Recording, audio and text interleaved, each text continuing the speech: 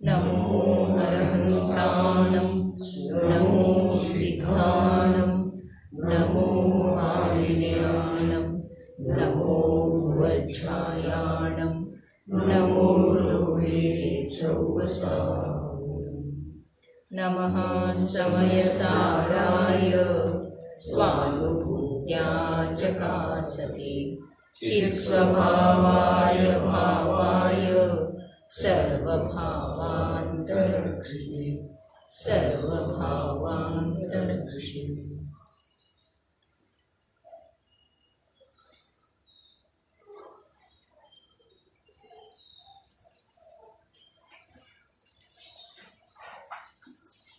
ಭರತ ಕ್ಷೇತ್ರದ ಭಗವಾನ್ ಸ್ವರೂಪವಿರುವಂಥ ಸಮಯಸಾರ ಪರಮಾಗಮದ ಮೇಲೆ 1100 ವರ್ಷಗಳ ಪೂರ್ವದಲ್ಲಿ ರಚನೆಗೊಂಡಂಥ ಆತ್ಮಖ್ಯಾತಿ ಟೀಕೆಯ ಮಧ್ಯದಲ್ಲಿ ಉದಿಸಿ ಬರುವ ಕಾವ್ಯ ಕಲಶಗಳ ಮೇಲೆ ರಾಜಮಾಲಜಿ ಪಾಂಡೆ ನಾಮದ ಸಮ್ಯಕ್ ದೃಷ್ಟಿ ಮಹಾಪುರುಷ ಬಾಲಬೋಧಿನಿ ಎಂಬ ಹೆಸರಿನ ಟೀಕೆಯನ್ನು ಹಳೆ ಹಿಂದಿ ಭಾಷೆಯಲ್ಲಿ ರಚನೆ ಮಾಡಿದ್ದರು. ಅದರದೇ ಕನ್ನಡ ಸ್ವಾಧ್ಯಾಯ ನಡೀತಾ ಇದೆ. ಕರ್ತಾ ಕರ್ಮ ಅಧಿಕಾರದ ಅಂತಿಮ ಮಂಗಲಮಯ ಕಲಶಿದೆ. कर्ता कर्ता भवति न यथा कर्म कर्मापि नैव ज्ञानं ज्ञानं भवति च यथा पुद्गलः पुद्गलोऽपि ज्ञानज्योतिर्ज्वलितमचलं व्यक्तम् अन्तस्तथोच्चये चित्शक्तीनां निकरभरतो अत्यन्तगम्भीरमेतत् एतत् ज्ञानज्योतिः तथा ज्वलितं ವಿದ್ಯಮಾನವಿರುವ ಶುದ್ಧ ಚೈತನ್ಯ ಪ್ರಕಾಶವು ಹೇಗಿತ್ತೋ ಹಾಗೆ ಪ್ರಕಟವಾಗಿದೆ. ಅದು ಹೇಗಿದೆ, ಪ್ರಕಟ ಆಗಿರೋದು ಹೇಗಿದೆ ಅನ್ನುವ ಮಾತನ್ನು ಇದರಲ್ಲಿ ಗರ್ಭಿತ ಇರಬಹುದು. ಆದರೆ ಇವನಿಗೆ ಪ್ರಕಟ ಮಾಡಿಕೊಳ್ಳುವುದು ಇದ್ದ ನಂತರ ಜಿಜ್ಞಾಸೂಚಿಯು ಕೇಳ್ತಾ ಇದ್ದಾನೆ, ಆ ವಿದ್ಯಮಾನ ಇರುವಂಥ ಚೈತನ್ಯ ಜ್ಯೋತಿ ಈಗ ಹೇಗಿತ್ತು ಹಾಗೆ ಪ್ರಕಟ ಆಗಿದೆ ಅಂಥೇಳಿ ತಾವು ಹೇಳ್ತಾ ಇದ್ದೀರಿ ಪ್ರಭು, ಆದರೆ ಅದು ಹೇಗಿದೆ ಅಂಥೇಳಿ ಪ್ರಶ್ನೆ ಮಾಡ್ತಾನೆ. ಅದಕ್ಕೆ ಉತ್ತರ ಸ್ವರೂಪವಾಗಿ ಏನು ಹೇಳ್ತಾರೆ, ಅಚಲಂ, ಸ್ವರೂಪದಿಂದ ಎಂದೂ ಚಲಾಯಮಾನವಾಗುವುದಿಲ್ಲ.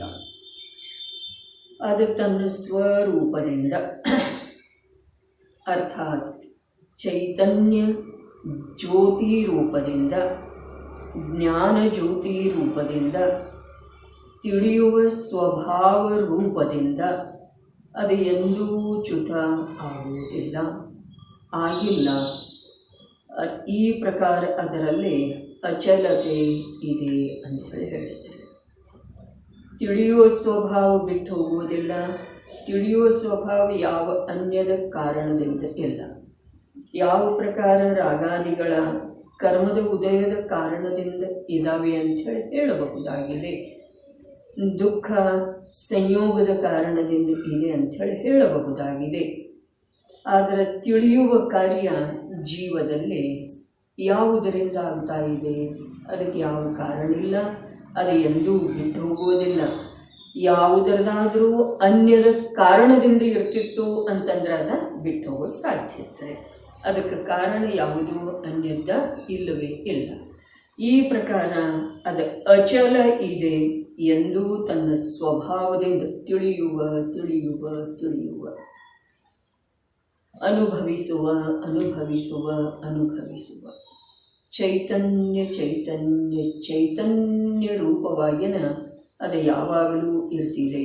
ಘೋರ ಕರ್ಮದ ಉದಯಲ್ಲಿ ಅಥವಾ ಯಾವುದೇ ಪ್ರಕಾರದ ವಿಪುಲ ಅನುಕೂಲತೆಗಳ ಬಾಹ್ಯದೊಳಗಿರಲಿ ಅಥವಾ ತನ್ನ ಸ್ವಭಾವದಲ್ಲಿ ತಾನು ನಿಂತಿರುವಂಥ ಅವಸ್ಥಾ ವಿಶೇಷ ಇರಲಿ, ಪ್ರತಿಯೊಂದು ಸಮಯದೊಳಗ, ಪ್ರತಿಯೊಂದು ಕಾಲದೊಳಗ, ಪ್ರತಿಯೊಂದು ಸನ್ನಿವೇಶದೊಳಗ ಅದು ತನ್ನ ಚೈತನ್ಯ ಸ್ವಭಾವವನ್ನು ಬಿಟ್ಟುಕೊಡುವುದಿಲ್ಲ. ಅಂಥ ಯಾವ ಜ್ಞಾನ ಪುಂಜ ಚೈತನ್ಯ ಪುಂಜ ಅರೂಪಿ ಆತ್ಮ ಸ್ವಯಂ ನಾನು ಇದ್ದೇನೋ ಅಂಥ ನನ್ನನ್ನು ನಾನು ಆ ರೂಪದಿಂದ ಸ್ವಯಂ ತಿಳಿಯುವುದಿದೆ. ಸ್ವಯಂ ನನ್ನ ಸ್ವಭಾವ ಅಂಥದ್ದು ಇದೆ. ಯಾವುದೇ ಅನ್ಯ ಕಾರಣದಿಂದ ಅದರಲ್ಲೇ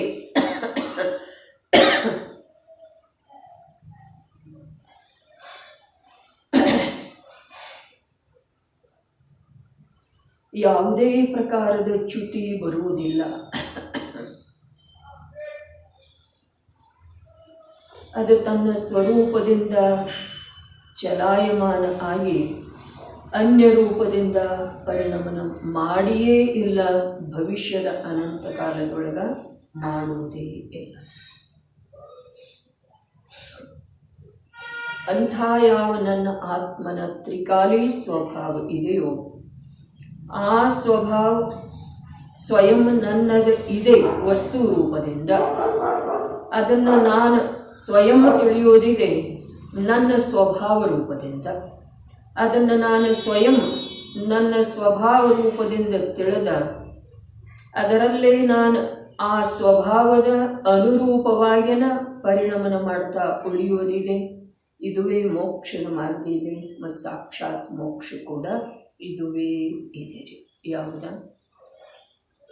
ಯಾವುದು ವಿದ್ಯಮಾನ ನನ್ನ ಸ್ವರೂಪ ಇದೆಯೋ, ಅಚಲ ನನ್ನ ಸ್ವರೂಪ ಇದೆಯೋ, ಎಂದೂ ಚಲಾಯಮಾನ ಆಗದೇ ಇರುವಂಥ ಸ್ವರೂಪ ಇದೆಯೋ ಅಂಥ ಚೈತನ್ಯ ಸ್ವರೂಪ ನನಗೆ ಪ್ರಗಟ ಆಗೋದು, ಅರ್ಥಾತ್ ನಾನು ಆ ರೂಪದಿಂದ ಪ್ರಗಟ ಆಗೋದು. ನನಗೆ ಅದರದ ಪರಿಚಯ ಆಗೋದು, ಅರ್ಥಾತ್ ನಾನು ಆ ರೂಪದವನಿದ್ದೇನೆ ಅನ್ನುವ ಪರಿಚಯ ನನಗಾಗೋದು. ನನಗೆ ಈಗ ಯಾವುದರ ಪರಿಚಯ ಇದೆ, ಯಾವ ಸಂಯೋಗ ರೂಪದ ದೇಹದ ಅವಸ್ಥಾ ಇದೆಯೋ ಆ ಅವಸ್ಥಾ ರೂಪದ ಪರಿಚಯ ನಾನು ನನ್ನ ಪರಿಚಯ ಅಂಥೇಳಿ ತಿಳ್ಕೊಂಡಿದ್ದೆ.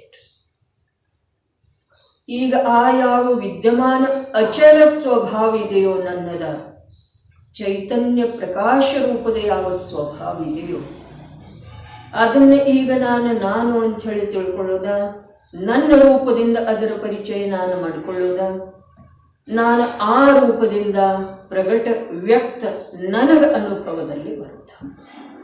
ಇಷ್ಟ ಕಾರ್ಯ ಕಳೆದ ಅನಂತ ಕಾಲದೊಳಗ ಆಗಿಲ್ಲ.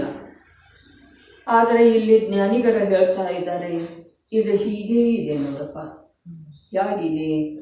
ಆತ್ಮನ ಸ್ವರೂಪ ತ್ರಿಕಾಲ ವಿದ್ಯಮಾನ ಇದೆ ಚೈತನ್ಯ ರೂಪದಿಂದ. ಅದು ಯಾವಾಗ ಆ ರೂಪದಿಂದ ಪ್ರಗಟ ಆಗ್ತಿದೆಯೋ ಆವಾಗ ಆತ್ಮನಿಗೆ ಅನ್ಯದ ಕಡೆಗಿರುವಂಥ ಅಭಿರುಚಿ, ಒಲವ, ಆಸಕ್ತಿ ಬಿಟ್ಟು ಹೋಗ್ತಿದೆ.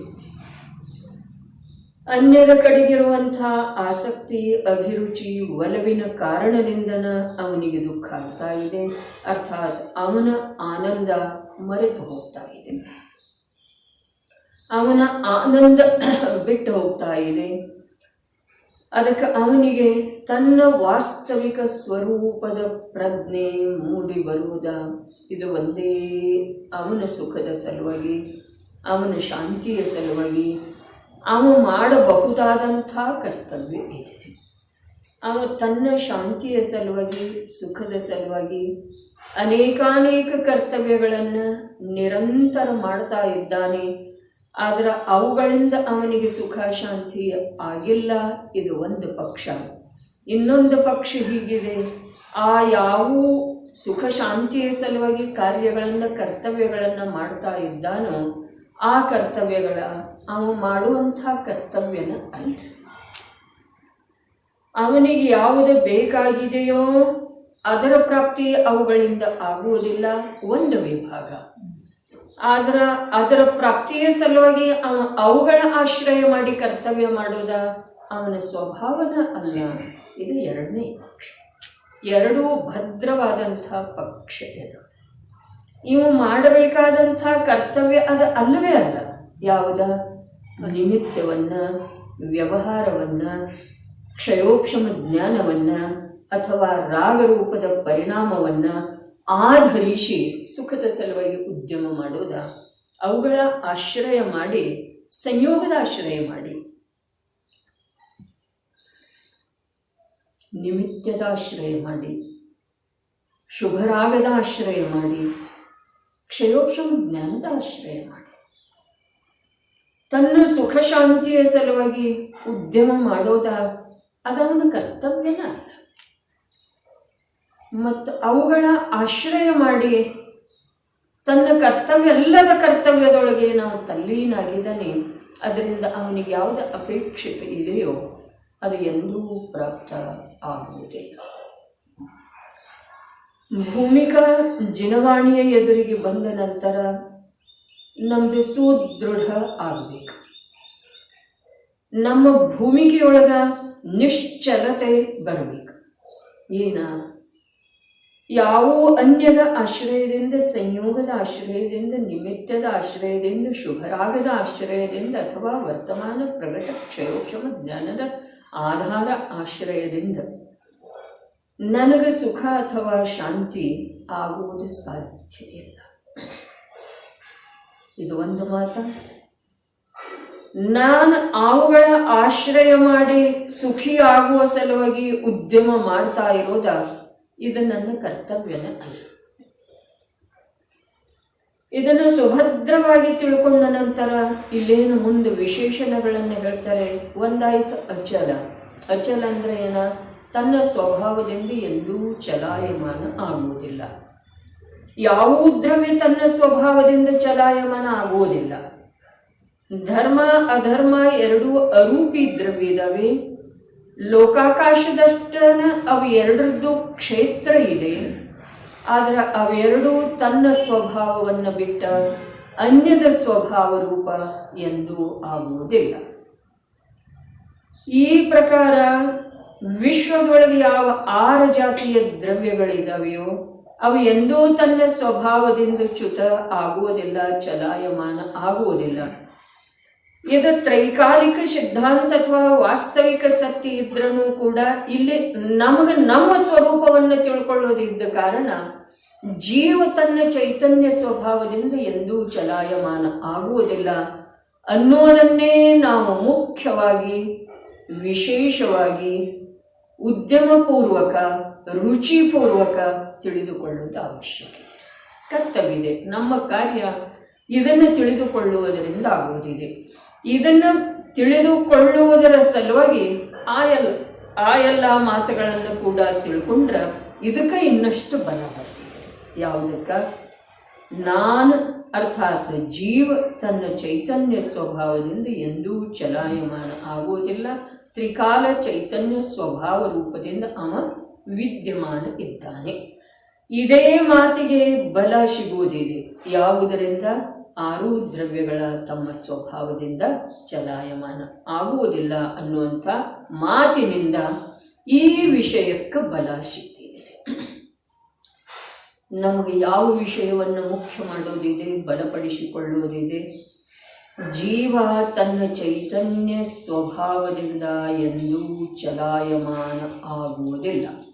ಅವನು ಚೈತನ್ಯ ಪ್ರಕಾಶ ರೂಪದಿಂದ ತ್ರಿಕಾಲ ವಿದ್ಯಮಾನ ಇದ್ದಾನೆ. ಇಷ್ಟು ನಮ್ಮಲ್ಲೇ ಭದ್ರ ಮಾಡಿಕೊಳ್ಳೋದಿದೆ. ಇದನ್ನು ತಿಳ್ಕೊಳ್ಳುವ ಸಲುವಾಗಿನ ಸಂಪೂರ್ಣ ಜಿನಾಗಮದಲ್ಲಿ ಇದರ ಪೋಷಣೆಯ ರೂಪವಾಗಿನ ಅನೇಕ ಪ್ರಕಾರದ ಕಥನ ಬಂದಿದೆ. ವಿಭಾವದ ಕಥನ ಬಂತು, ಕರ್ಮದ ಕಥನ ಬಂತು, ದೇಹದ ಕಥನ ಬಂತು, ಸಂಸಾರದ ಅಸಾರತೆಯ ಕಥನ ಬಂತು. ಆದರೆ ಎಲ್ಲವುಗಳ ಪ್ರಯೋಜನ ಇದು ಒಂದೇ ಇದೆ. ಜೀವ ತನ್ನ ಚೈತನ್ಯ ಸ್ವಭಾವದಿಂದ ಎಂದೂ ಚಲಾಯಮಾನ ಆಗುವುದಿಲ್ಲ. ಸದೈವ ಆ ಚೈತನ್ಯ ರೂಪದಿಂದ ವಿದ್ಯಮಾನ ಇದ್ದಾನೆ.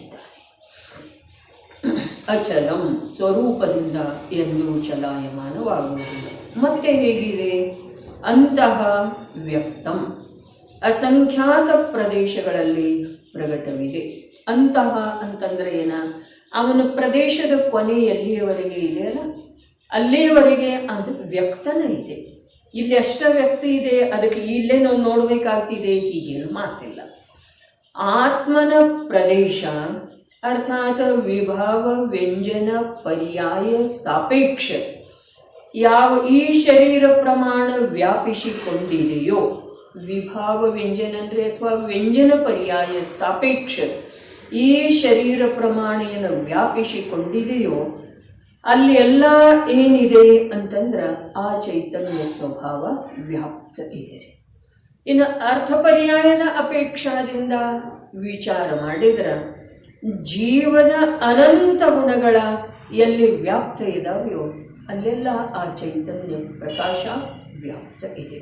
ಅಂತಹ ವ್ಯಕ್ತನೇ ಇದೆ ಅಂಥೇಳಿ ಹೇಳ್ತಾರೆ. ಅಂಥೇಳಿನ ಇಂದಿನ ವಿಜ್ಞಾನ ಏನೇ ಹೇಳಿ ಅದೆಲ್ಲ ಹಾನು ಮೆಂದು ಹಾಗೆ ಹೇಳ್ತಿದೆ, ದೊಡ್ಡ ಮೆಂದು ಹೀಗೆ ಕೆಲಸ ಮಾಡ್ತಿದೆ, ಏನೇನೋ ಹೇಳ್ತಾರೆ ಇರಲಿ. ಆದರೆ ಆತ್ಮನ ಸರ್ವ ಪ್ರದೇಶದೊಳಗ ಚೈತನ್ಯ ಪ್ರಗಟ ರೂಪದಿಂದ ವ್ಯಾಪ್ತ ಇರುವ ಕಾರಣದಿಂದನ ಯಾವುದೇ ಪ್ರದೇಶಕ್ಕೆ ಸಂಬಂಧಿಸಿದ ಹಾಗೆ ದೇಹಕ್ಕೆ ಏನಾದರೂ ಬಾಧೆ ಆಗ್ತಾ ಇದ್ದ ಹಾಗೆ ಆತ್ಮನ ಅಭೇದ ಜ್ಞಾನದ ಪ್ರಗಟ ಅನುಭೂತಿಯೊಳಗ ಅದರದ ಪರಿಚಯ ಆಗ್ತಿದೆ. ಕಾಲಿಗೆ ಹೋಗ್ತಾ ಇರೋ ವೇಳೆದೊಳಗ, ಬರಿಗಾಲಿನಿಂದ ಹೋಗ್ತಾ ಇರೋ ವೇಳೆದೊಳಗ ಯಾವುದೋ ಒಂದು ತೀಕ್ಷ್ಣವಾದಂಥ ಹರಳ ಅಥವಾ ಮುಳ್ಳ ತಾಗುತ್ತಿದೆ. ಈ ಆತ್ಮನ ಚೈತನ್ಯ ಪ್ರದೇಶ ಅಖಂಡ ಈ ಸರ್ವ ಶರೀರದ ಪ್ರದೇಶದಷ್ಟು ವ್ಯಾಪ್ತ ಇರುವುದರಿಂದ ಒಂದು ಮಾತು. ಮತ್ತು ಆ ಚೈತನ್ಯ ಆತ್ಮನ ಪ್ರದೇಶಗಳಲ್ಲಿ ಎಲ್ಲ ಚೈತನ್ಯ ಪ್ರಕಾಶ ವ್ಯಾಪ್ತ ಇರುವುದರಿಂದ ಅಲ್ಲಿ ಕಾಲಿಗೆ ಎಲ್ಲಿಯೋ ತಾಗಿದ್ದ ಅಲ್ಲಿ ಅಷ್ಟ ಗೊತ್ತಾಗ್ತಿದೆ, ಹೀಗೂ ಇಲ್ಲ. ಅದನ್ನು ಗೊತ್ತು ಮಾಡಿಕೊಳ್ಳುವ ಸಲುವಾಗಿ ಇವು ಉಪಯೋಗವನ್ನಲ್ಲಿ ಪ್ರಯತ್ನಪೂರ್ವಕವಾಗಿ ತೊಡಗಿಸಬೇಕಾಗ್ತಿದೆ, ಹೀಗೂ ಇಲ್ಲ. ಸ್ವಾಭಾವಿಕವಾಗಿ ಅವನಿಗೆ ಅದರದ ಸರ್ವಾಂಗ ರೂಪದಿಂದ ವ್ಯಾಪಿಸಿರುವಂಥ ಚೈತನ್ಯದ ಕಾರಣದಿಂದನ ಅವನಿಗೆ ತಕ್ಷಣಕ್ಕೆ ಅದರದ ಅನುಭೂತಿ ಆಯಿತು. ಇದರಿಂದ ನಾವು ಪ್ರಯೋಗಾತ್ಮಕವಾಗಿ ಈಗೇನೋ ಹೇಳೋದೊಳಗೂ ಅನ್ನಿಸ್ತಿದೆ, ಆದರೆ ಪ್ರಯೋಗಾತ್ಮಕವಾಗಿ ನನ್ನ ಆತ್ಮನ ಚೈತನ್ಯ ಸಾಮರ್ಥ್ಯ ಪ್ರಗಟ ರೂಪದಿಂದ ನನ್ನ ಆತ್ಮನ ಪ್ರದೇಶದ ವ್ಯಾಪ್ತಿ ಎಷ್ಟಿದೆಯೋ ಅಲ್ಲೆಲ್ಲ ಪ್ರಗಟ ರೂಪದಿಂದ ವ್ಯಾಪ್ತ ಇದೆ. ಇದರಿಂದ ನಾವು ಪ್ರಯೋಗಾತ್ಮಕವಾಗಿ ನೋಡಲಿಕ್ಕೆ ಯಾವುದಾದರೂ ಅವಯವಕ್ಕ ಏನಾದರೂ ಬಾಧೆ ತಗಲಿದ ನಂತರ ಒಂದು ಚಿಕ್ಕದಾದಂಥ ಸೊಳ್ಳೆ ಕಚ್ತಿದೆ, ಇರುವೆ ಕಚ್ತಿದೆ, ಒಂದು ಚಿಕ್ಕದಾದಂಥ ಭಾಗಕ್ಕೆ, ಶರೀರದ ಭಾಗಕ್ಕೆ. ಆದರೆ ಆ ಶರೀರದ ಪ್ರದೇಶ ಪ್ರಮಾಣ ಆತ್ಮ ಪ್ರದೇಶಗಳ ವ್ಯಾಪ್ತ ಇರುವುದರಿಂದ ಮತ್ತು ಪ್ರತಿಯೊಂದು ಆತ್ಮನ ಪ್ರದೇಶದೊಳಗ ಚೈತನ್ಯದ ಪ್ರಕಾಶ ಪ್ರಕಟ ಇರುವುದರಿಂದ ಅದು ಜ್ಞಾನ ಆಗ್ತದೆ. ತಿಳಿತಾ ಇದೆ ಏನಿಲ್ರಿ?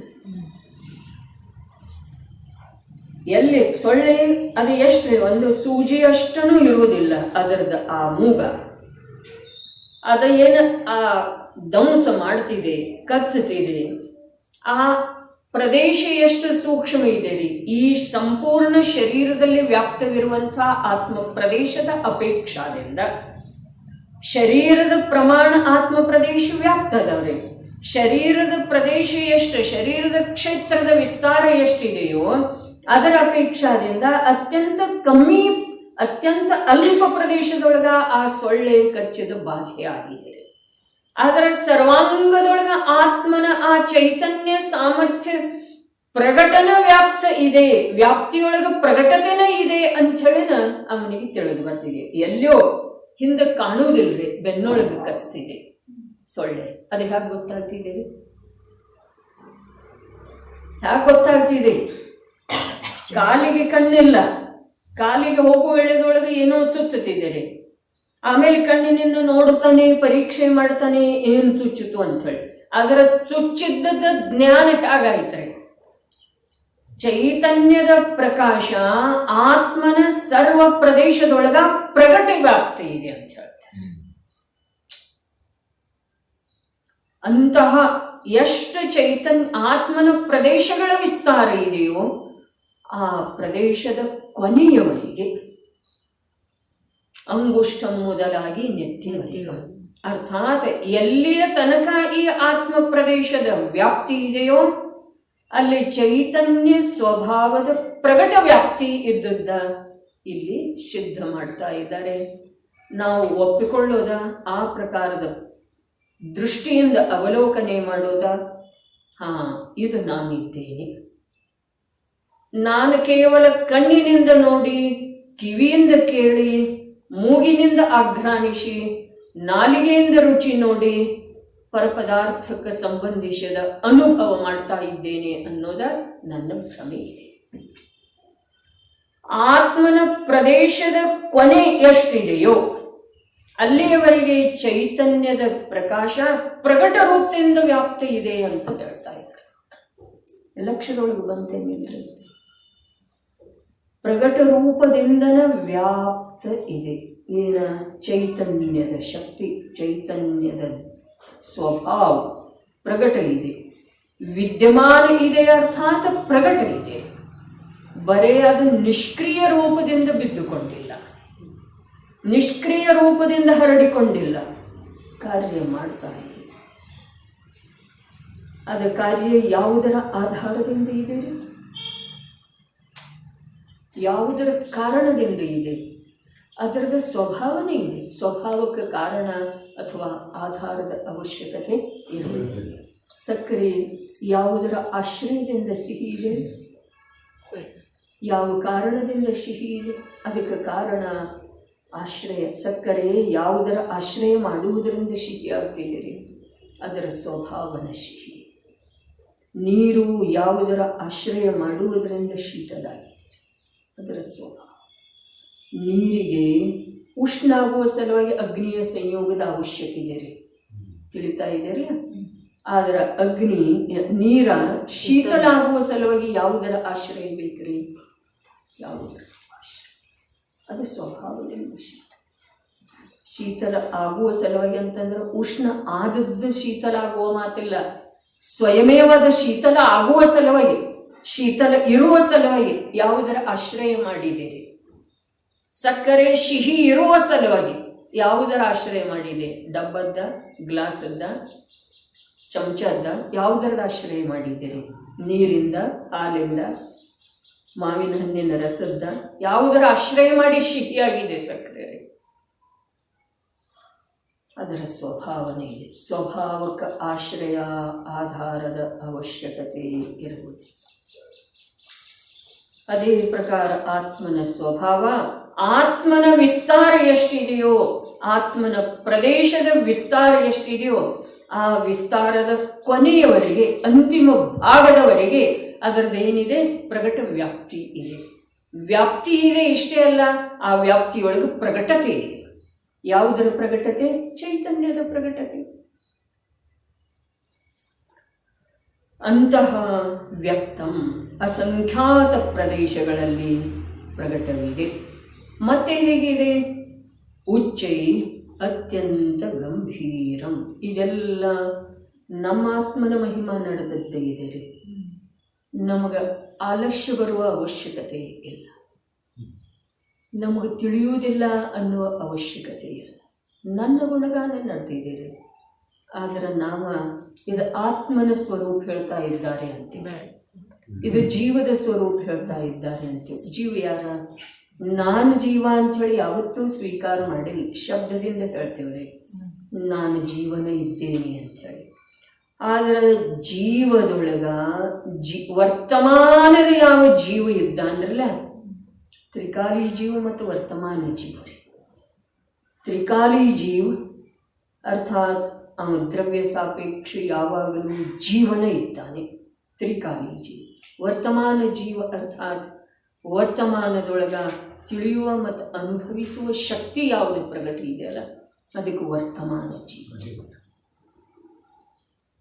ಹಾಗಾದರೆ ಇಲ್ಲಿ ಹೇಳ್ತಾ ಇದ್ದಾರೆ, ಇಲ್ಲಿ ಜೀವದ ಮಾತು ಹೇಳ್ತಾ ಇದ್ದಾರೆ. ನಾವು ವರ್ತಮಾನದಲ್ಲಿ ಜೀವಾಗಿ ಇದನ್ನು ತಿಳಿತಾ ಇಲ್ಲ, ಇದು ಜೀವದ ಮಾತಿದೆ ಅಂತೀವ್ರಿ. ಯಾವ ಜೀವದ ಗೊತ್ತಿಲ್ಲ, ಯಾವ ಜೀವದಿಂದ ಏನು ಹೇಳ್ತಾ ಇದ್ದಾರೋ ಜೀವದ. ಆದರೆ ನಾನು ಜೀವಾಗಿ, ನನ್ನ ಕಥೆ, ನನ್ನ ವಿಶೇಷಣ, ನನ್ನ ಮಹಿಮೆ ಹೇಳ್ತಾ ಇದ್ದಾರೆ. ಯಾರಾದರೂ ನಮ್ಮ ಪ್ರಗಟ ಪರ್ಯಾಯಕ್ಕೆ ಸಂಬಂಧಿಸಿದ ಹಾಗೆ ಒಂದಿಷ್ಟ ಇದ್ದಕ್ಕಿದ್ದ ಹಾಗೇನೆ ಹೇಳ್ತಾ ಇದ್ದಾರೆ ಅನ್ನೋರು, ಹೆಚ್ಚಿಗೆ ಅಲ್ಲ. ಆವಾಗ ನಮಗೆ ಪ್ರಮೋದ ಅನ್ನಿಸ್ತಿದೆ ಏನಿಲ್ರಿ, ಅನ್ನಿಸ್ತಿದೆ. ಇಲ್ಲಿ ಜ್ಞಾನಿಗಳು ಹೇಳ್ತಾ ಇದ್ದಾರೆ, ನಿಷ್ಕಲ್ಮಶ ಭಾವದಿಂದ ಹೇಳ್ತಾ ಇದ್ದಾರೆ.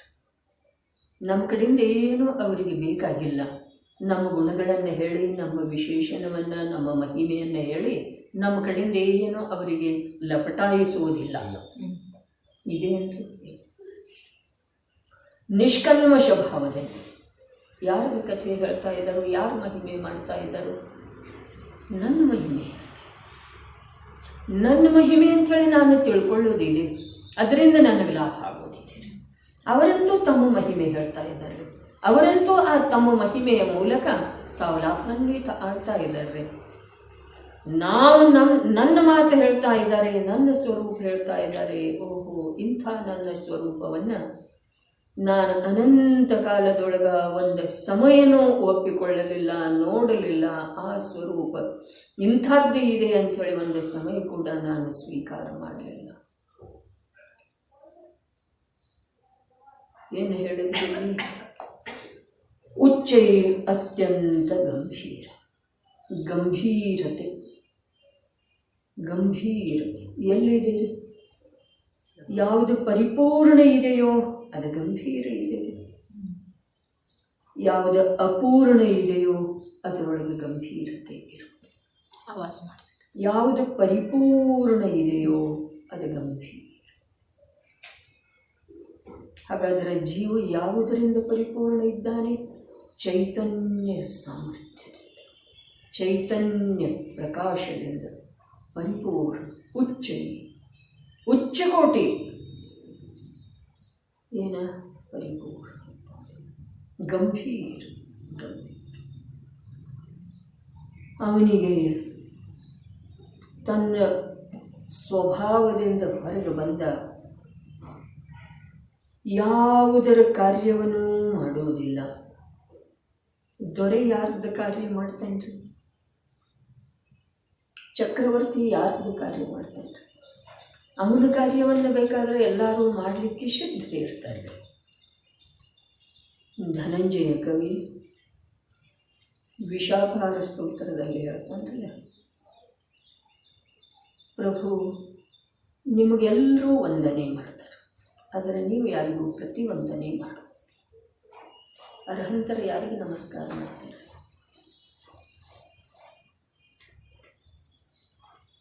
ಮುನಿರಾಜರು ಯಾರಿಗೆ ಧನ್ಯವಾದ ಹೇಳ್ತಾರೆ?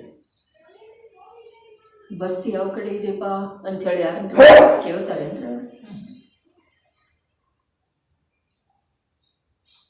ಕೇಳಿದ ನಂತರ ಈಗ ಹೋಗ್ರಿ ಮಹಾರಾಜರ, ಬಲಕ್ಕೆ ತಿರುಗಿಕೊಳ್ರಿ, ಅಲ್ಲಿ ಬಸ್ತಿದೆ ಅಂಥೇಳಿ ಹೇಳಿದ್ಮೇಲೆ ಧನ್ಯವಾದ ಹೇಳೋ ಪ್ರಸಂಗ. ಆದರೆ ಅವ್ರು ಕೇಳೋದೇನೆ ಇಲ್ಲ ಯಾರನ್ನು, ಬಸ್ತಿ ಯಾವ ಕಡೆ ಇದೆಯಪ್ಪ ಅಂಥೇಳಿ, ಈ ಊರಾಗ ಬಸ್ತಿ ಇದೆ ಅನ್ನಪ್ಪ ಅಂಥೇಳಿ.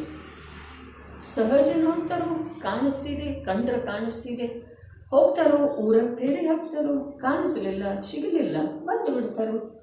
ಅವ್ರ ಬಸ್ಸಿದೆ ಅಂತೂ ಅವ್ರ ಹತ್ರನೇ ಇದೆಯಲ್ಲ, ಇದೆ ಅಥವಾ ಇಲ್ಲ? ಅವರಿಗೆ ಬಾಹ್ಯದ ಬಸದಿಯ ಅವಶ್ಯಕತೆ ಏನಿದೆ? ಆದರೆ ಊರು ಕಂಡ ನಂತರ, ಊರಾಗ ಬಂದ ನಂತರ ಅವರಿಗೆ ಸಹಜ ವಿಕಲ್ಪ ಬರ್ತಿದೆ. ಇಲ್ಲಿ ಜನಮಂದಿರ ಇರಬಹುದು. ಅದ್ಭುತ ಮಾತಿದೆ. ಮುನಿಗಳಿಗೆ ಎಲ್ಲರೂ ವಂದನೆ ಮಾಡ್ತಾರೆ, ಆದರೆ ಮುನಿಗಳು ಯಾರಿಗೂ ವಂದನೆ ಮಾಡುವುದಿಲ್ಲ.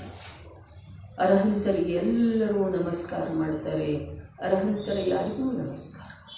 ಯಾಕೆ ಯಾಕೆ ಮಾಡುವುದಿಲ್ಲ? ಮಸ್ತಿ ಅಂದರೆ ಅಷ್ಟೆ. ಎಲ್ಲರೂ ನಮಸ್ಕಾರ ಮಾಡ್ತಾರೆ, ಮತ್ತು ಅವರಿಗೆ ಪ್ರತಿವಂದನೆ, ಪ್ರತಿ ನಮಸ್ಕಾರ ಮಾಡುವುದೇ ಇಲ್ಲ. ಯಾಕೆ याकडे चंद्रकांतला बाहेर काय हर्षी विचार नाहीच आहे, होते तर गणजला ಪ್ರಯೋಜನಭೂತ. ಎಲ್ಲರೂ ವಂದನೆ ಮಾಡ್ತಾ ಇರುವುದ ಅವರಿಗೆ ತಿಳಿದು ಬಂದ್ರೂ ಕೂಡ ಅವರಿಗೆ ವಂದಿಸಿಕೊಳ್ಳುವ ಇಚ್ಛೆನೇ ಇರುವುದಿಲ್ಲ. ಇವರು ನಮಸ್ಕಾರ ಮಾಡಲಿ ಅನ್ನೋ ಇಚ್ಛೆ ಇರುವುದಿಲ್ಲ. ಅವರು ನಮಸ್ಕಾರ ಮಾಡಿದ ನಂತರ ಅದು ಅವ್ರ ಸ್ವಂತದ ವಿಷಯ ಇದೆ, ಯಾರು ನಮಸ್ಕಾರ ಮಾಡಿದಾರಲ್ಲ ಅವ್ರದ್ದು ವಿಷಯ ಇದೆ. ಅದು ಯಾಕ ಎತ್ತ ಅನ್ನೋ ಪ್ರಶ್ನೆ ಇಲ್ಲ.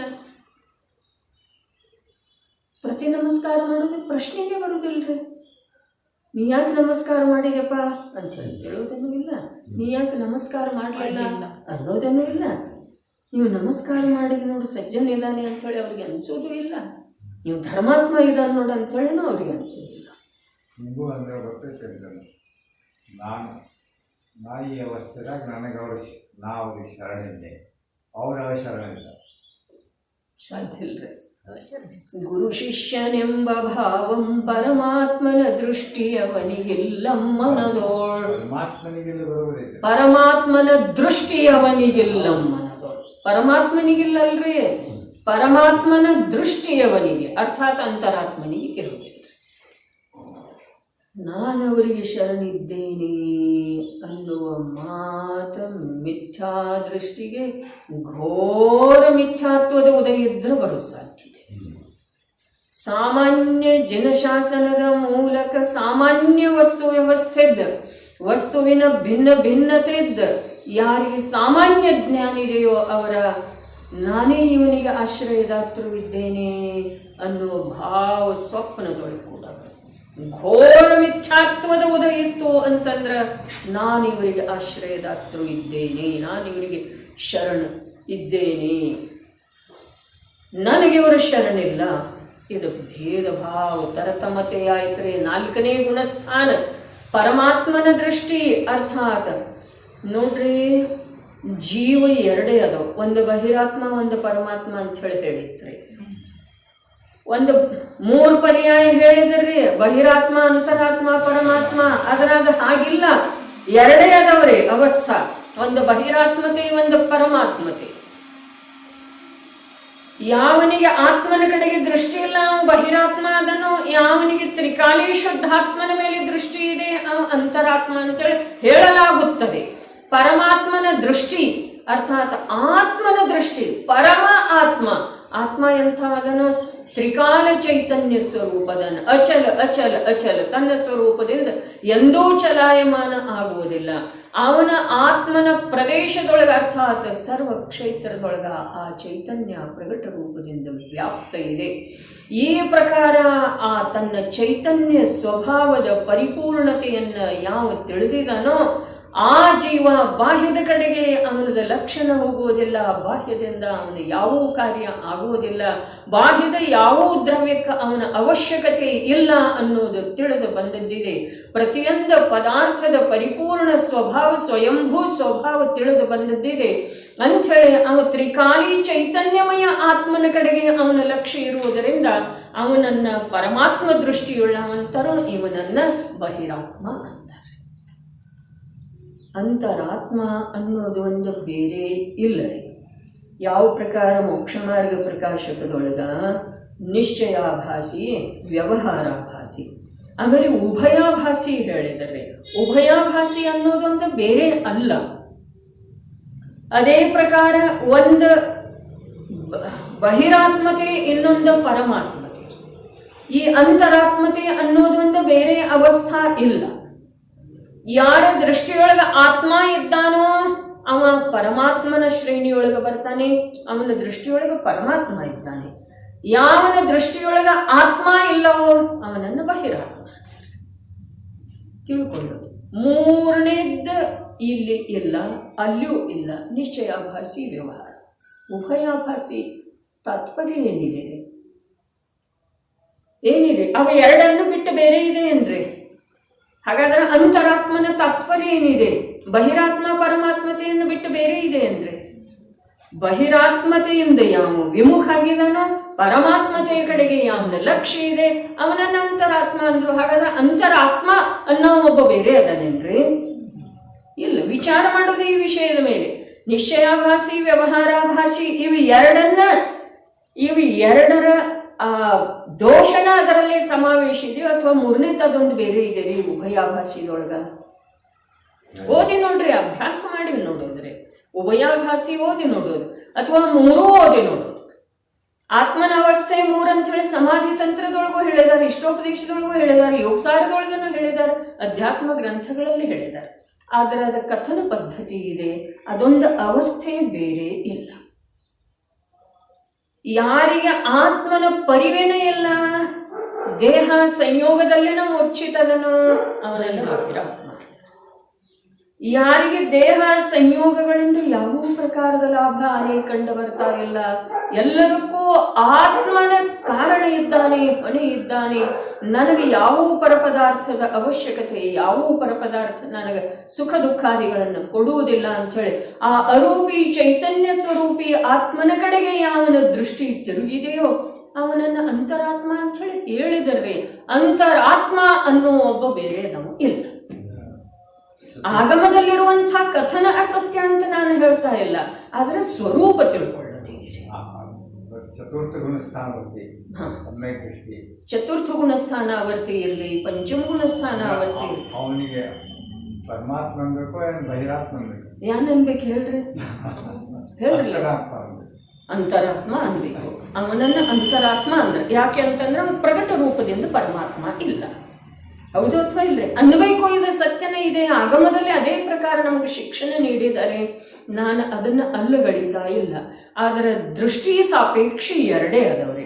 ಒಂದು ಆತ್ಮನಿಂದ ಬಹಿರ್ದೃಷ್ಟಿ, ಒಂದು ಆತ್ಮನಲ್ಲೇ ದೃಷ್ಟಿ ಕೀಲಿತೆ ಇರುತ್ತೆ. ಸಾಮಾಯಿಕ ಪಾಠದ ಅಭ್ಯಾಸ ಮಾಡಿ ನೋಡ್ರಿ, ಮತ್ತು ಅಥವಾ ಎಲ್ಲಿ ಹೇಳಿದಾರಲ್ಲ ಅಲ್ಲೇ. ಮತ್ತು ಈಗೇನು ತಾವು ಅನ್ಬೇಕು ಅಂತ ಹೇಳಿ ಅಂದ್ರಲ್ಲ, ಅನ್ಬೇಕು ಈ ಮಾತು ಸತ್ಯ ಇದೆ ರೀ, ಅನ್ಬೇಕು ಈ ಮಾತು ಸತ್ಯ ಇದೆ. ಆದ್ರೆ ಅವನ ದೃಷ್ಟಿ ಎಲ್ಲಿದೆ? ಪರಮ ಆತ್ಮ. ಪರಮಾತ್ಮ ಅಂದ್ರೆ ಪ್ರಗಟ ರೂಪದಿಂದ ಯಾವ ಪರಮಾತ್ಮ ಇದ್ದಾನೆ ಅವಲ್ಲ. ಪರಮ ಅರ್ಥಾತ್ ಶ್ರೇಷ್ಠ. ಮೂರು ಲೋಕದೊಳಗೆ ಶ್ರೇಷ್ಠ ಯಾವನ ಸಲುವಾಗಿ ಆತ್ಮನ ಅನಿಸಿದನೋ ಅವನ ಹೆಸರ ಅಂತರಾತ್ಮ, ಅಥವಾ ಅವನಿಗೆ ಅಂತರಾತ್ಮ ಅಂಥೇಳಿ ಹೇಳಲಾಗಿದೆ, ಅನ್ನಬಹುದಾಗಿದೆ, ಅನ್ನಬೇಕಾಗಿದೆ. ತಿಳಿತಾ ಇದೆ ಅಂದ್ರೆ उत्तम मध्यम जगत में सांगितले त्यामुळे भेद करत असतो. ಅದರೊಳಗೆ ಮತ್ತೆ ಅಂತರಾತ್ಮನೊಳಗೆ ಮತ್ತೆ ಭೇದ ಹೇಳಿದ್ದಾರೆ. ಅಲ್ಲಿ 4ನೇ ಗುಣ ಸ್ಥಾನಾವರ್ತಿ, ಜಘನ್ಯ.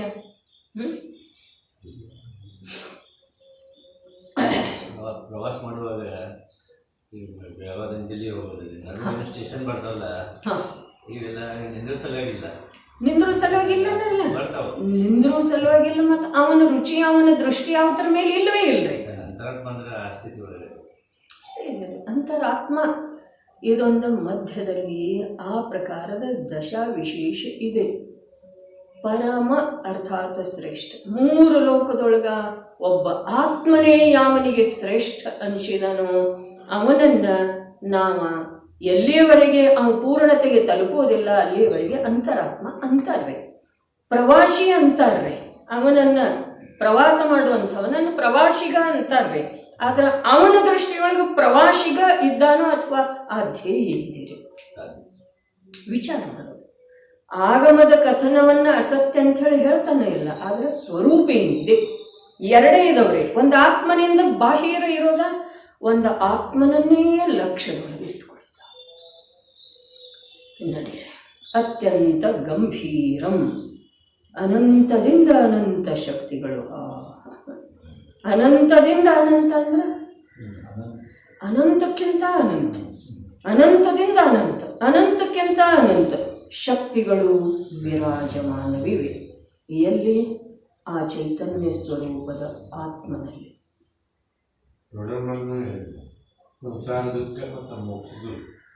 ಎರಡೇ ಹೇಳಿದ್ರೇನಿಲ್ಲ, ಎರಡೇ ಹೇಳಿದ್ರೆ ಅನ್ನೋದಕ್ಕಿಂತ ಇರೋವು ಎರಡರೇ. ಸಂಸಾರ ಏನಿದೆ ಅದು ದುಃಖನೇ ಇದೆ, ಮತ್ತು ಸಂಸಾರದ ಕಡೆಯಿಂದ ಭಿನ್ನವಾಗಿರುವಂಥ, ಕತ್ತರಿಸಲ್ಪಟ್ಟಿರುವಂಥ ಯಾವ ಉಪಯೋಗ ಇದೆ ಅದು ಮೋಕ್ಷಾವಸ್ಥೆ. ಜಾಸ್ತಿ ಕೈಗಳು ನಿಗೋದ ಮತ್ತು ಸಿದ್ಧರಾಮ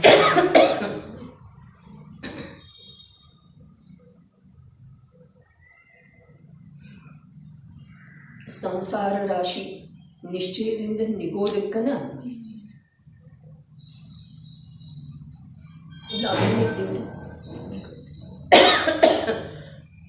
ಸಂಸಾರಿ ಇದ್ದೇವ ಅಥವಾ ಇಲ್ರಿ?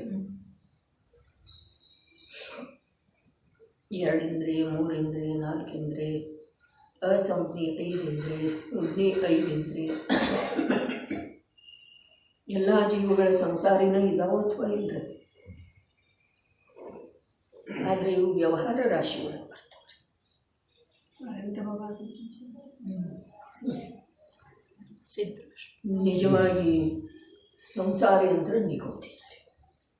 ಜನವಾಣಿ ಸ್ತುತಿಯೊಳಗೆ ದಿನ ಹೇಳ್ತೇವೆ, ಧರ್ಮ ಪಥವನ್ನು ಸಾಧಿಸದಿದ್ದರೆ ಮನುಷ್ಯ ತಿರಿಯಂಚದ ಹಾಗೆ. ತಿರಿಯಂಚ ಅರ್ಥಾತ್ ನಿಗೋತಿ, ಏಕೇಂದ್ರಿಯ. ಏಕೇಂದ್ರಿಯ ಏನಿದೆ ಅದುವೇ ಸಂಸಾರ ಇದೆ. ನೋಡ್ರಿ, ಈ ಜೀವದ ಜ್ಞಾನ ಅತ್ಯಂತ ಅಲ್ಪ ಪ್ರಮಾಣದೊಳಗೆ ಪ್ರಕಟ ಇದೆ. ಇನ್ನೊಂದು ಬೇರೆ ರೀತಿಯಿಂದ ಹೇಳಿದ್ರೆ, ಮೊನ್ನೆ ದಿವಸ ಹೇಳಿತ್ತಲ್ಲ, ಭಾವಕಲಂಕದ ಪ್ರಚುರತೆ ಅಂತ ಹೇಳಿ, ನಿನ್ನೆನೇ ಹೇಳಿತ್ತು. ಭಾವಕಲಂಕದ ಪ್ರಚುರತೆ. ಪ್ರಚುರತೆ ಅಂತಂದ್ರೆ ಏನು? ಅತ್ಯಧಿಕತೆ. ಭಾವದೊಳಗೆ ಕಲಂಕ ಎಷ್ಟಿದೆಪ್ಪ ಅಂತಂದ್ರೆ ಅತ್ಯಂತ ಅಧಿಕ ಇದೆ. ಇನ್ನೊಂದು ಸ್ವಲ್ಪ ಇದ್ದರೆ ಏನಾಗ್ತಿದೆ, ಇನ್ನೊಂದು ಸ್ವಲ್ಪ ಇರಲಿಕ್ಕೆ ಅವಕಾಶನೇ ಇಲ್ಲ, ಅಷ್ಟೇ ಇದೆ. ಇದ್ದರೆ ಏನಾಗಬಹುದು, ಇರೋದನ್ನ ಸಾಧ್ಯ ಇಲ್ಲ. ಒಂದು ವೇಳೆ ನೀ ಹಠನ ಮಾಡಿದೆ ಅಂತಂದ್ರೆ ಇನ್ನೊಂದು ಸ್ವಲ್ಪ ಕಲಂಕ ಬಂತು ಅಂತಂದ್ರೆ ಅದು ಜಡ. ನಿನ್ನ ಹೇಳಿದ್ದು ವಿಚಾರ ಎಷ್ಟು ಮಾಡಿದ್ದೀರಿ ಅಂತ ಗೊತ್ತಾರೆ. ಪ್ರಚುರತೆ ಶಬ್ದದ ಅರ್ಥ ಏನಿದೆ? ಹಾಗಾದರೆ ನನ್ನಲ್ಲಿ ಭಾವಕಲಂಕದ ಪ್ರಚುರತೆ ಇದೆಯೋ ಅಥವಾ ಭಾವಕಲಂಕ ಅಲ್ಪ ಇದೆ? ಪ್ರಗಟ ಚೈತನ್ಯ ಸಾಮರ್ಥ್ಯದ ಅಪೇಕ್ಷಾದಿಂದ, ಸುಧಾತಾಯಿ, ಚೈತನ್ಯದ ಪ್ರಗಟ ಸಾಮರ್ಥ್ಯದ ಅಪೇಕ್ಷಾದಿಂದ ಇಂದು ನಮ್ಮಲ್ಲಿ ಬಹಳಷ್ಟು ಪ್ರಗಟತೆ ಇದೆ. ಆ ಪ್ರಗಟತೆಯ ಅಪೇಕ್ಷಾದಿಂದ ನೋಡಿದರೆ ನಮ್ಮಲ್ಲೇ ಅವರಲ್ಲೇ ಭೇದಿದೆ. ನಿಗೋದಿ ಜೀವದಲ್ಲಿ ಭಾವಕಲಂಕದ ಪ್ರಚುರತೆ ಅಂದ್ರಲ್ಲ ವಿಜಯಣ್ಣ, ಈಗೇನು ವಿಷಯ ಹೇಳ್ತಾ ಇದೆ ಅದರ ಸ್ವಲ್ಪ ಏಕಾಗ್ರತೆಯಿಂದ ಸೂಕ್ಷ್ಮ ಅರ್ಥವನ್ನು, ವಾಸ್ತವಿಕ ಅರ್ಥವನ್ನು ತಿಳಿದುಕೊಳ್ಳುವ ಸಲುವಾಗಿ ಸಾವಧಾನ ಆಗುತ್ತದೆ. ನಿಗೋದದಲ್ಲಿ ಏನು ಹೇಳಿದರು? ಭಾವಕಲಂಕದ ಪ್ರಚುರತೆ ಹೇಳಿದರು. ನನ್ನಲ್ಲೇ ಭಾವಕಲಂಕದ ಪ್ರಚುರತೆ ಇದೆ, ಅಲ್ಪಿದೆ. ಇದನ್ನು ತಿಳ್ಕೊಳ್ಳುವ ಸಲುವಾಗಿ ಸ್ವಲ್ಪ ಈ ವಿಷಯವನ್ನು ಸ್ಥಗಿತಿಡೋಣ. ಆ ನಿಗೋದದ ಅವಸ್ಥೆಯಲ್ಲಿರುವಂತಹ ಜೀವನಿಗೆ ಜ್ಞಾನ ಸಾಮರ್ಥ್ಯದ ಪ್ರಕಟತೆ ಏನಿದೆ ಅದು ಬಹಳ ಕಮ್ಮಿ ಇದೆ. ಈಗ ನಾನು ಯಾವ ಅವಸ್ಥೆಯಲ್ಲಿದ್ದೇನೆ, ಇಲ್ಲಿ ಜ್ಞಾನ ಸಾಮರ್ಥ್ಯದ ಪ್ರಕಟತೆ ಏನಿದೆ ಇದು ಎಲ್ಲಕ್ಕಿಂತ ಅಧಿಕ ಇದೆ. ಸಂಸಾರಿ ಜೀವದಲ್ಲಿ, ಮಿಥ್ಯಾದೃಷ್ಟಿ ಜೀವದಲ್ಲಿ ಎಲ್ಲಕ್ಕಿಂತ ಅಧಿಕ ಇದೆ. ಈ ಅಪೇಕ್ಷಾದಿಂದ ಚಂದ್ರಕಾಂತಣ್ಣ ಇನ್ನೊಂದು ಸಲ ಆ ನಿಗೋದಿ ಜೀವದಲ್ಲೇ ಅದರ ಸ್ವಭಾವದ ಪ್ರಕಟತೆ, ಸ್ವಭಾವದ ಪ್ರಕಟ ಅಂದರೆ ಚೈತನ್ಯ ಸಾಮರ್ಥ್ಯ ಅಂದರೆ ಸ್ವಭಾವ, ಆ ಸ್ವಭಾವದ ಪ್ರಕಟತೆ ಅತಿ ಅಲ್ಪ ಇದೆ ರೀ. ಸಮಜಾಯಿಲ್ಲ? ನಮ್ಮಲ್ಲೇ ಪೂರ್ಣ ಇದೆ ರೀ. ಹೌದೇನಿಲ್ರಿ? ಏನು ಸ್ವಲ್ಪ ಅಧಿಕ ಇದೆ, ಪೂರ್ಣ ಇದೆ ರೀ. ಈ ಅಪೇಕ್ಷಾದಿಂದ ನನ್ನಲ್ಲೇ ಮತ್ತು ಆ ನಿಗೋದಿ ಜೀವದಲ್ಲೇ ಬಹಳಷ್ಟು ವ್ಯತ್ಯಾಸ ಇದೆ ರೀ, ಸಾಮ್ಯತೆ ಇಲ್ಲ. ಹೌದೇನಿಲ್ರಿ? ಬಹಳಷ್ಟು ವ್ಯತ್ಯಾಸ ಇದೆ, ಸಾಮ್ಯತೆ ಇಲ್ಲ. ಯಾವುದರ ಅಪೇಕ್ಷಾದಿಂದ? ಚೈತನ್ಯ ಸಾಮರ್ಥ್ಯ ಅರ್ಥಾತ್ ಜೀವದ ಸ್ವಭಾವ ಸಾಮರ್ಥ್ಯದ ಪ್ರಕಟತೆಯೊಳಗ ಬಹಳಷ್ಟು ವ್ಯತ್ಯಾಸ ಇದೆ. ಅದರ ಭಾವಕಲಂಕದೊಳಗ ಎಷ್ಟು ವ್ಯತ್ಯಾಸ ಇದೆ ಅನ್ನೋದು ನಮ್ಮಲ್ಲೇ ನಾವು ನೋಡ್ಕೊಳ್ತೇವೆ. ಅದಕ್ಕೆ ಸಾವಧಾನ, ಸೂಕ್ಷ್ಮ ಇದೆ, ವಾಸ್ತವಿಕತೆಯನ್ನು ತಿಳ್ಕೊಳ್ಳೋದಿದೆ ಅಂತ ಹೇಳಿದ್ವಿ. ಭಾವಕಲಂಕದ ಅಪೇಕ್ಷಾದಿಂದ, ಜೀವದ ಸ್ವಭಾವ ಸಾಮರ್ಥ್ಯದ ಪ್ರಕಟತೆ ಅಪೇಕ್ಷಾದಿಂದ, ಚೈತನ್ಯ ಸಾಮರ್ಥ್ಯದ ಪ್ರಕಟತೆ ಅಪೇಕ್ಷಾದಿಂದ ನನ್ನಲ್ಲೇ ನಿಗೋದಿ ಜೀವದಲ್ಲೇ ಮಹಾನ್ ವ್ಯತ್ಯಾಸ ಇದೆ. ಸೂಕ್ಷ್ಮ ನಿಗೋದಿ ಜೀವದ ನಂದು ಪರ್ಯಾಪ್ತ ಅಂತ ಘನಾಂಗುಲ ಪ್ರಮಾಣ ಅಂತ ಘನಾಂಗುಲ ಪ್ರಮಾಣ ಕರ್ನಾಟಕ ಅಪೇಕ್ಷೆ ಕಣಿವೆ ಕ್ರಮೆ ಇಲ್ಲ, ಅಂತಿಮ ರೀ. ಅದಕ್ಕೆ ಹೇಳ್ತಲ್ಲ ಪ್ರಚುರತೆ ಎಷ್ಟು ಅಂತಂದ್ರೆ ಇನ್ನೊಂದು ಸ್ವಲ್ಪ ಕಲಂಕ ಬಂತು ಅಂದರೆ ಏನಾಗ್ತಿದೆ? ಜಡ ಆಗ್ತಿದೆ. ಇನ್ನಲ್ಲಿ ಬರಲಿಕ್ಕೆ ಅವಕಾಶನೇ ಇಲ್ಲ. ಇದು ನಿನ್ನ ವಿಷಯ ಬಂದಿತ್ತು, ಯಾರ್ದು ಅದರ ಮೇಲೆ ಚಿಂತನೆ ಆಗಿದೆ ಅದು ಅವರವರಿಗೆ ಬಿಟ್ಟಂತ ವಿಷಯ ಇದೆ. ಈಗ ಇವತ್ತಿನ ವಿಷಯ ಇಷ್ಟ ಇದೆ ನೋಡ್ರಿ. ವ್ಯತ್ಯಾಸ ಅದರಲ್ಲೇ ಒಂದೇ ಇಂದ್ರಿಯದ ಮೂಲಕ ಅಲ್ಪವನ್ನ ತಿಳಿಯುವಂಥ ಜ್ಞಾನ ಸಾಮರ್ಥ್ಯ ಪ್ರಗಟ ಇದೆ. ನಮ್ಮಲ್ಲೇ 5 ಇಂದ್ರಿಯ ಮತ್ತು ಮನಸ್ಸಿನ ಮಾಧ್ಯಮದಿಂದ ಬಹಳಷ್ಟು ತಿಳಿಯುವ ಸಾಮರ್ಥ್ಯ ಇದೆ. ಈ ಅಪೇಕ್ಷಾದಿಂದ ನನ್ನಲ್ಲೇ ಮತ್ತು ನಿಗೋದಿ ಜೀವದಲ್ಲಿ ಮಹದಂತರ ಇದೆ ರೀ ವಿಜಯನ. ಹೌದೇನಿಲ್ರಿ? ಇದೆ. ಸಂತೋಷದ ವಿಷಯ ಇದೆ ಏನ್ರಿ? ತಿಳ್ಕೊಳ್ಳೋ ವಿಷಯ ಇದೆ. ಸಂತೋಷದ ವಿಷಯ, ಸಂತೋಷ ಪಡುವ ವಿಷಯ ಇದೆಯೇನ? ಆದ್ರೆ ವಿಚಾರ ಮಾಡುವ ವಿಷಯ ಇದು ಇದೆ. ಅಲ್ಲಿ ಭಾವಕಲಂಕ ಹೇಳಿದರೂ ಇಲ್ಲಿ ಭಾವಕಲಂಕ ಇದೆ ಅಥವಾ ಇಲ್ಲ, ಪ್ರಚುರ ಇದೆಯೋ, ಮಂದಿ ಇದೆಯೋ, ಕಮ್ಮಿ ಇದೆಯೋ, ಅಥವಾ ಆ ಭಾವಕಲಂಕದೊಳಗ ಈ ಭಾವಕಲಂಕದೊಳಗ ಸ್ವಲ್ಪ ವ್ಯತ್ಯಾಸ ಇದೆಯೋ, ಮಹಾನ್ ವ್ಯತ್ಯಾಸ ಇದೆಯೋ, ಏನಿದೆ? ವ್ಯತ್ಯಾಸ ಇಲ್ಲ ಅಂಥೇಳಿ ವಿಜಯಣ್ಣ ವಿಜಯಣ್ಣ ವಿಜಯಣ್ಣ ಅಂತೇಳಿ ನಾನು ತಿಳಿದ್ರೆ